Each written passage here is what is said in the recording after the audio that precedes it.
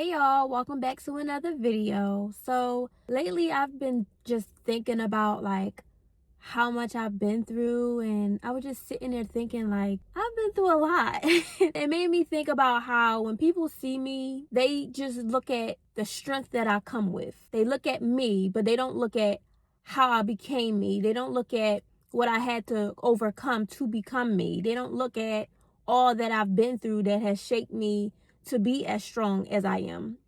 So when they see me, they don't see what I've been through and the troubles I've been through, nor do they know what I had to do to overcome my trials and my struggles. But they often just see how I show up and how God shows out for me. When I was just sitting there thinking about all that I've been through, first thing I heard was, you don't look like what you've been through. Then I was led to the book of Daniel, where it talks about Meshach, Shadrach, and Abednego. I got my little notes here, so if you see me looking down, that's what I'm looking at. It stated how God gave them knowledge, skill, and all literature and wisdom. So when I continued to read, it stated how there was no one out there that was like them. That didn't have the faith like them, that didn't have the strength like them. All I could think about was, there's nobody out there that's like you. There's nobody out there that's been through what you've been through.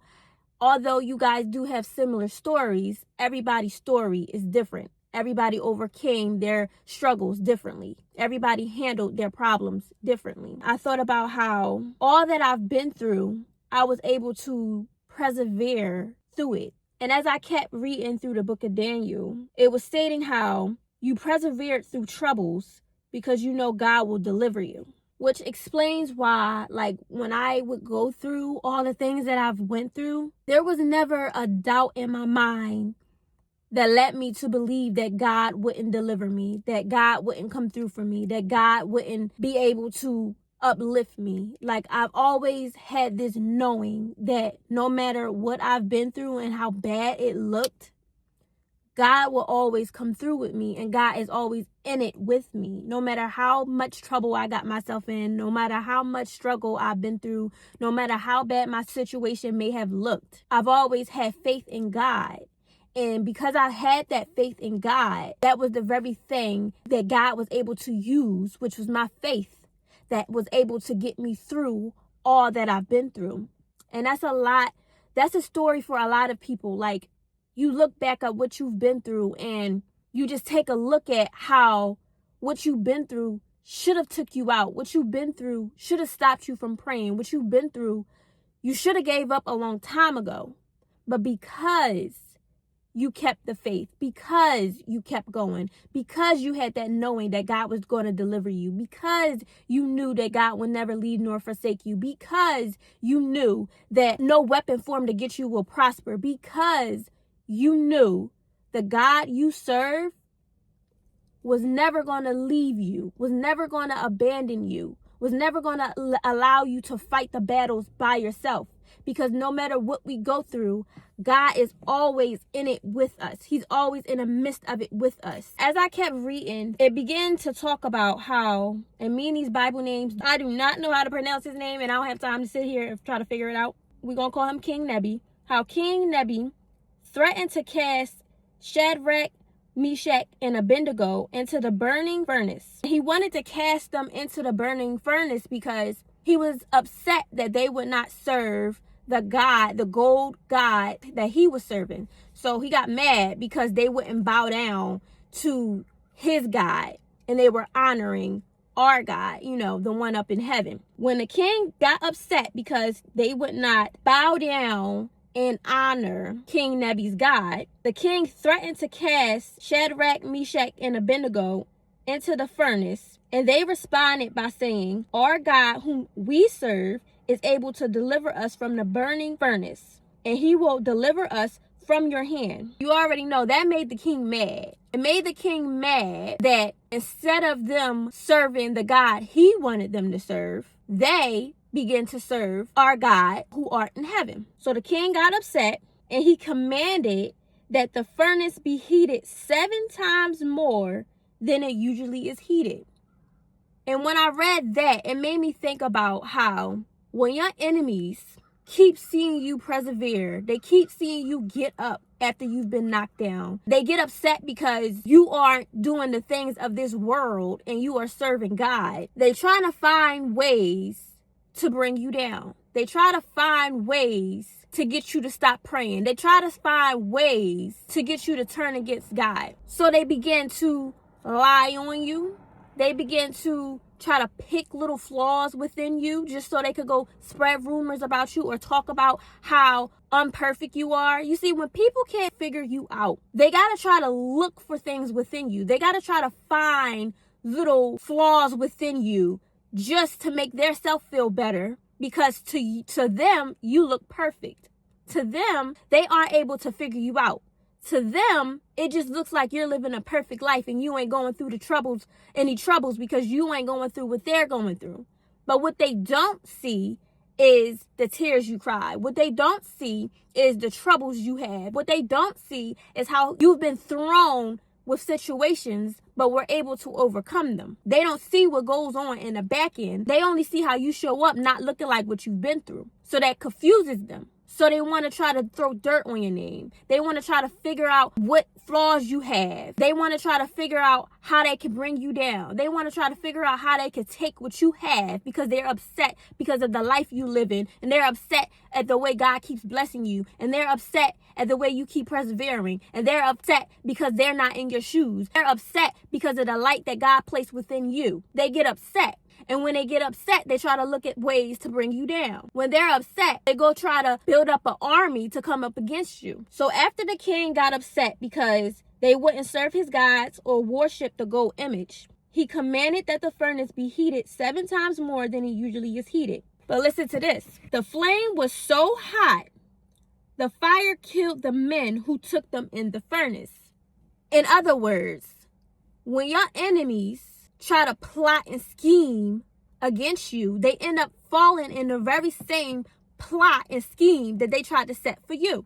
So in the midst of them trying to plant things against you, build up an army against you, set up a plot to kill you and take you out, they end up taking out themselves. The God we serve, he's not a God who he shall lie. So if he said he's going to fight the battle for you, he will. If he said he's going to be there with you in a time of trouble, he will. If he said he will deliver you from your enemies, he will. If he said he's near to the brokenhearted and will heal your broken heart, he will. So after the king seen that Meshach, Shadrach, and Abednego were thrown in the fire, he couldn't quite understand how he put them in the fire, but they weren't burning. They weren't killed in the fire. They weren't taken out in the fire. So it says, the king stated, did we not cast 3 men bound into the midst of the fire? And then, you know, his little gang, they're like, yeah, we did. When you go to Daniel chapter 3, verse 25, it says, look, I see 4 men loose walking in the midst of the fire, and they are not hurt. And the form of the 4th is like the Son of God. That right there is proof that whatever you go through, whatever trials you're going through, whatever troubles you're facing, God is right there with you. He's right in the midst of it with you. He'll get down in the pit with you. He'll be in the fire with you. He'll be in the divorce with you. He'll be in the eviction with you. He'll be in the heartbreak with you. He'll be in the betrayal with you. Anything that you go through, God is in the midst of it with you. And then it says, and they saw these men on whose bodies the fire had no power, and the smell of fire was not on them. And this is why when you come out, whatever you come out, when you got God backing you, you'll come out of every situation untouched. You'll come out of every situation like you ain't never been hurt. You'll come out of every situation like ain't nothing ever happened to you. You'll come out strong. You'll come out resilient. You'll come out bold. And then your enemies will be looking like, how is it that I've thrown all of this their way and they're still going? How is it that I took and I stole and I tried to kill them and they're still living? How is it that no matter what they've gone through, they're still standing? They're still seeking. They're still praying. They're still bowing. They're still fasting. They ain't ever gave up. And you know, I used to get upset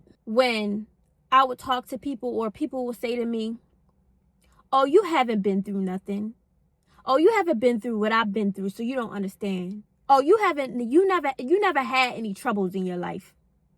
You never had to overcome anything. You always had it easy. You were always the favorite. You were always this, that, and the third. As if I never had any struggles in my life. But you see, the difference between me and the difference between them is that I don't sit in my pity. Nor do I set a pity party for myself. Nor do I go out telling everybody about my struggles. Because one, I don't trust everybody. If I'm going to go hand over and tell my story to anybody, it'll be with God. If I'm going to go deliver and say anything about what I've been through, it'll be at the feet of God. Because what can man do for me? Nothing. They're not going to be able to show up for me like how God showed up for me. They're not going to be able to heal me the way God can heal me. They're not going to be able to restore me the way God restores me. So, yes, I do. I have had a habit of keeping everything in. Even when I feel like crying, even when I feel like breaking down, even when I feel like giving up. Because you see, when you're the strong one, you usually keep everything in. You don't go telling everybody what you've been through. You don't go sitting in your pity, because giving up is not an option, nor is sitting in your pity. When they see Kia, they don't see the Kia that was taken advantage of at the age of 12 by a 16-year-old boy. They don't see the Kia that tried to commit suicide at the age of 14. They don't see the Kia that used to slit her wrist just to see how far I could go. They don't see the Kia that had a baby at 21 years old and then had to find out a month after having my baby, my child's father bore another child with another woman, and my child and her child were a month apart. Then have to find out how he was with the other woman throughout her whole pregnancy and left me to be alone in my first pregnancy. They don't see the Kia that went through postpartum depression and wanted to run my car up into a wall. They don't see the Kia that was betrayed by her friends and had to physically fight one. They don't see the Kia that is always constantly going through mental battles when an enemy is trying to tell me to take myself out because I'm not enough.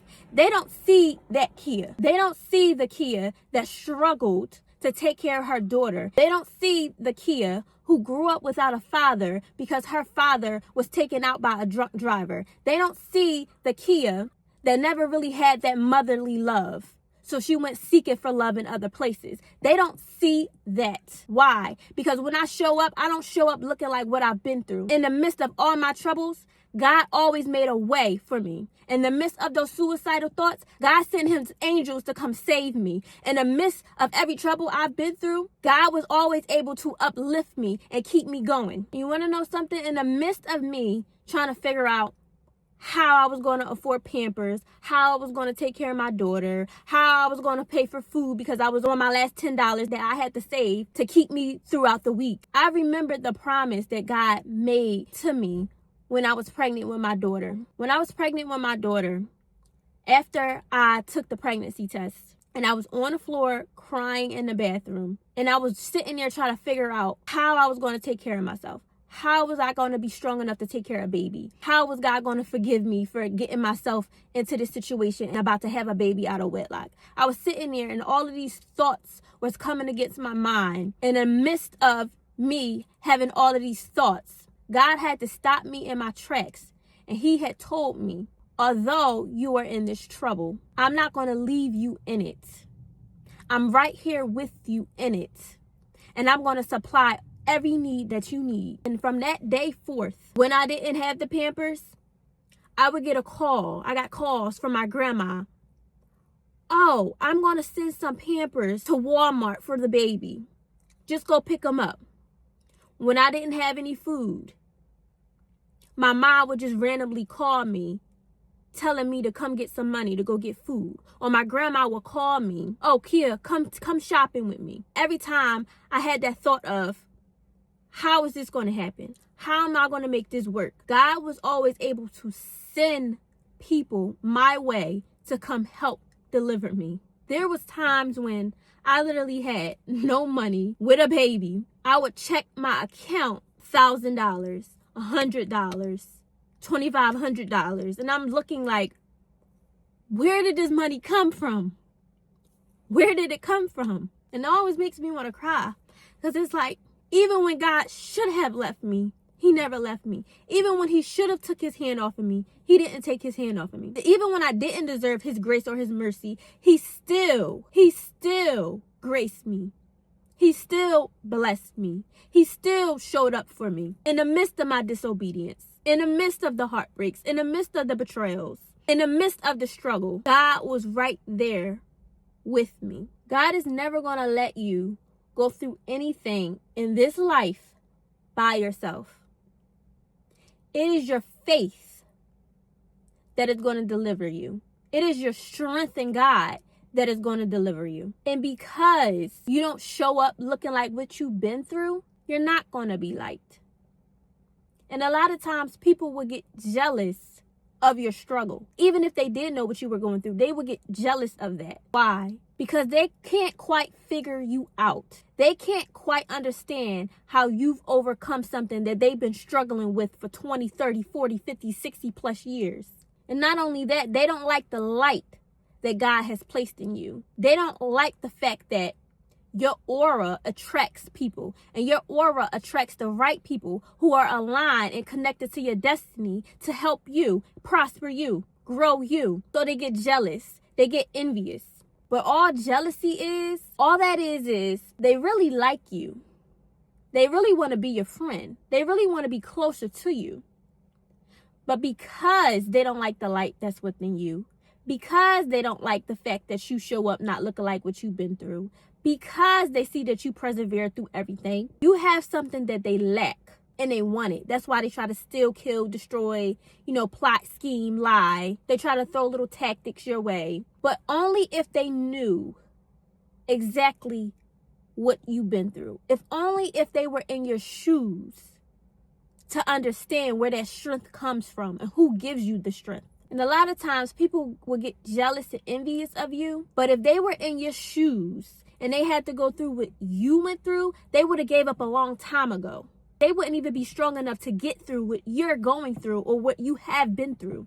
They wouldn't. That goes to show you how people will judge a book by its cover. They will try to judge you, but not understand exactly what you've been through and how it's affected you and how you're still showing up strong, even when you feel like breaking down and crying. They will want to be you, but not want to go through exactly what it is that you've overcome and been through. Instead of looking at the other person, what the other person has in their life, what the other person is being blessed with, if you would take the light off of the person that you're jealous and envious of and point it back at you, maybe God will then begin to restore you, strengthen you, bless you. You will then start to receive God's glory. Then you will understand everything that looks good always ain't good. Everybody that shows up strong isn't always as strong as you think. They had to grow that tough skin. And it was only God's glory, God's hand that delivered them. If you would just take the time to sit in God's presence, he will then begin to speak to you. He will then begin to pull up all of that hurt, that pain, that trauma that you've been through. And he'll start working it all out for you. He'll start restoring you.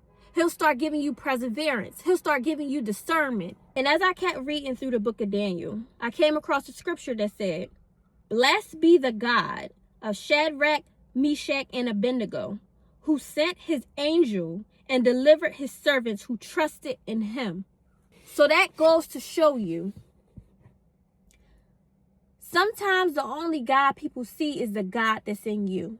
And they'll see how he showed up for you, how he's blessing you, how you keep getting up and keep going, how you keep showing up. And then they'll get curious. And once they get curious, then they'll start going to go seek God for themselves if they're smart. And because they see the light that God placed in you, because they see how God's hand is on you, because they see that they can't take you out, and no matter what they do, no matter what they say, you're still going to be standing because of the God you serve, then they'll start thinking, well, if I can't beat them, I'm going to join them.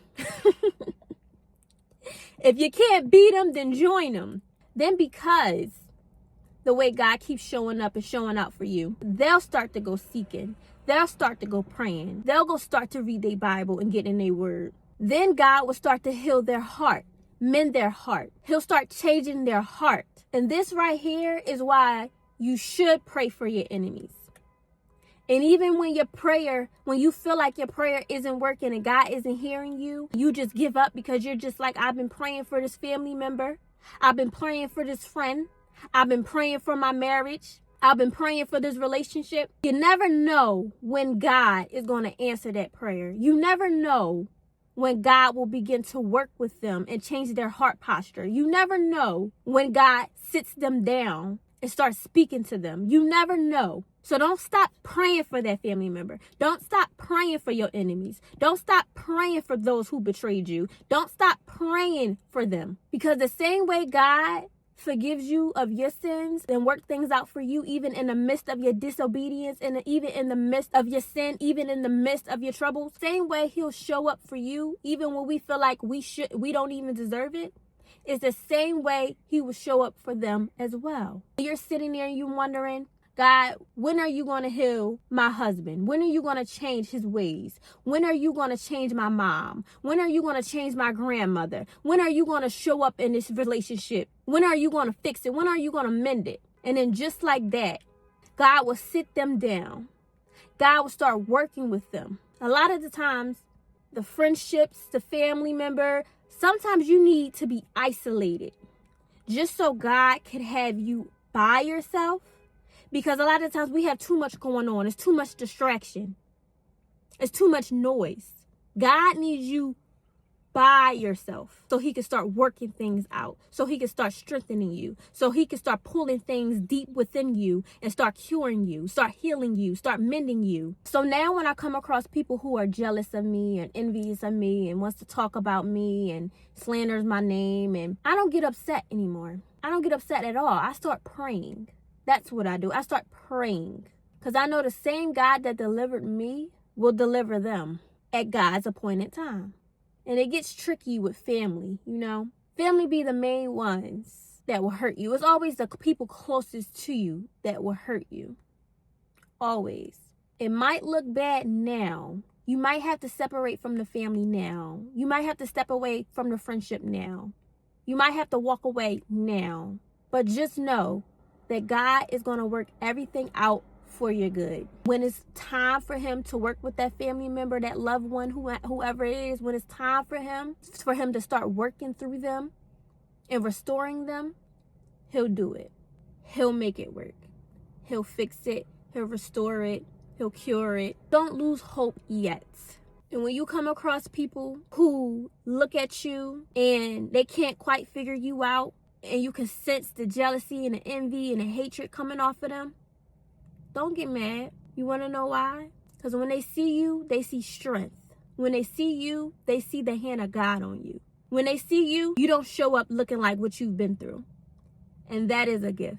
I don't have a closing scripture today to end the video off, but I am going to say, go ahead and read the book of Daniel, and make sure, if you guys have not already, make sure you like, comment, and subscribe, and share this video out to anybody who needs to hear it. Send it to your whole contact list if you need to.